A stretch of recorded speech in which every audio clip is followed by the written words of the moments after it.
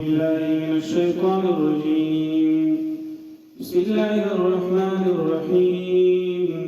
ومن الناس من يقول آمنا بالله وباليوم الآخر وما هم بمؤمنين. سورة البقرة فارج الله دو فريقو ذكر کو یو کامل مؤمنان او دویم کافر. اوس درېم طریقه ذکر کوي شاهي د منافقین. منافقین دوی په خولې باندې اقرار کوي چې موږ ایمان وړی، لیکن زړونو کې یې کفر دی.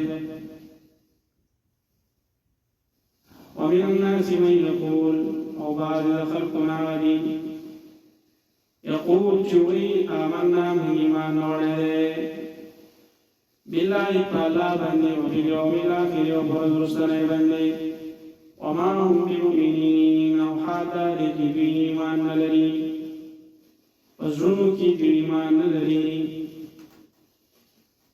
دا منافقان دي. نو منافقان دپاره بیا سورة النساء کې راځي ان المنافقین فی الدرک الاسفل من النار. لاندې تفقر اول کې وایي منافقین يخادعون الله دوککی د الله سره. د الله سره دوککی، د الله سره دوککی کوي، د الله د رسول سره دوککی کوي، دارنګې د مؤمنانو سره دوککی کوي، د الله سره او حقیقت کې د خپل ځان سره دوککی کوي. والذین آمنوا ودا کسانو سره چې ایمان راوړی دی وما یخدعون او دوکن کوي إلا أنفسهم مگر ځانونو سره وما يشعرون او دوی نه پوهېږي. د خپلې ټګۍ کولو باندې د ځان سره به دوی نه پوهېږي. فی قلوبهم مرض، دا ولې نه پوهېږي؟ ځکه چې په زړونو دوی کې مرض دی، مرض د نفاق. فزادهم الله مرضا، زیاتې کوي الله مرض کوي. وخت کې په قرآن نازلېدلو سره منافقانو منافقت په ښکاره شو. دارنګې دې وخت کې قرآن ویلو سره چې دی منافقانو منافقت ښکاره شي.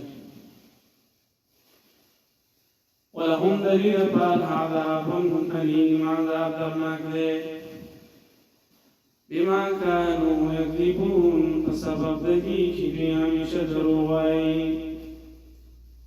وإذا قيل لهم کله چې ویل شي دوی ته وإذا قيل لهم لا تفسدوا في الأرض، او کله چې ویل شي دوی ته چې روانې مه کوئ په ځمکه کې، په دنیا کې فساد مه کوئ په دنیا کې، چې شرک دی، کفر دی. دارنګې جنګ جدال دی.